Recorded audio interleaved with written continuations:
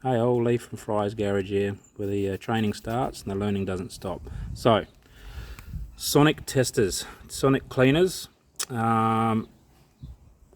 sort of rely on them a little bit more these days because carby parts, rare parts for motorbikes, cars, whatever it may be, are hard to get. So we don't just throw them out when they're no good or if they're dirty. So one of the common things these days is using what's called a sonic bath. You can get these sonic baths small to quite large. Okay, so basically what it is we're using cavitation bubbles to remove scaling, dirt, and whatever we don't want on a substrate surface. In this case, we've got an aluminium block, so a metering block for a Holly carburettor. So you can see it's quite horrible. It's in a boat, so naturally going to get a bit more corrosion than in the car. But I reckon we'll be able to get this like brand new. So the way that the agitation works and the bubbles is basically via high frequency sound waves. All right, so there's just a device in here that creates that frequency. Okay, they're quite a cheap unit.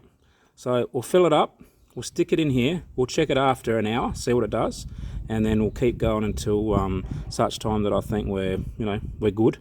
So I'll put fluid in there now, we'll turn it on, and we'll come back after. So don't fill it up too much, just enough to cover what you're using or what you want to clean, shall I say. So you can use petrols, you can use Caro, you can use soapy water. You kind of got to maybe do a bit of Google or work out what you kind of really need for the substrate you want to clean. All right, so we want a bit of solvent here. So that's pretty much what I'm using. So we turn it on. And there we go.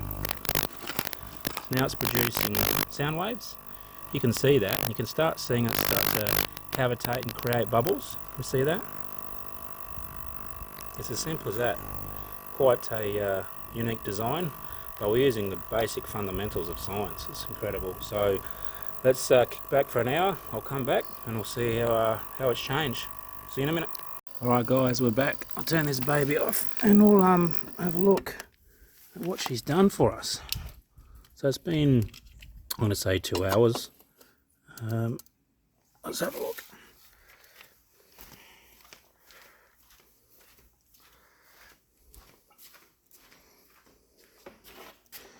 I'm interested because I haven't used this one before. I borrowed it off the friends. So I've got to get the bigger one to do this properly and going forward. Bit of an investment. But I think it's going to be good results. Let's have a look. Oh, if I can find it. It's going to be hot, so I'm not going to touch it. Here we go. Whoop.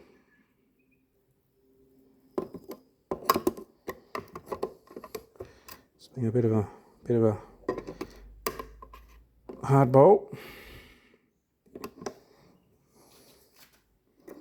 There we go. Oi, have a look at that.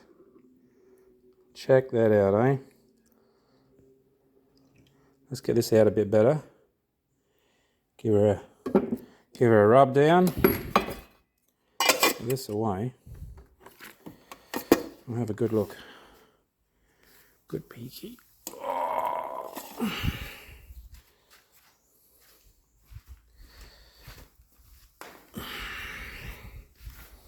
Right, let's have a look. Wow.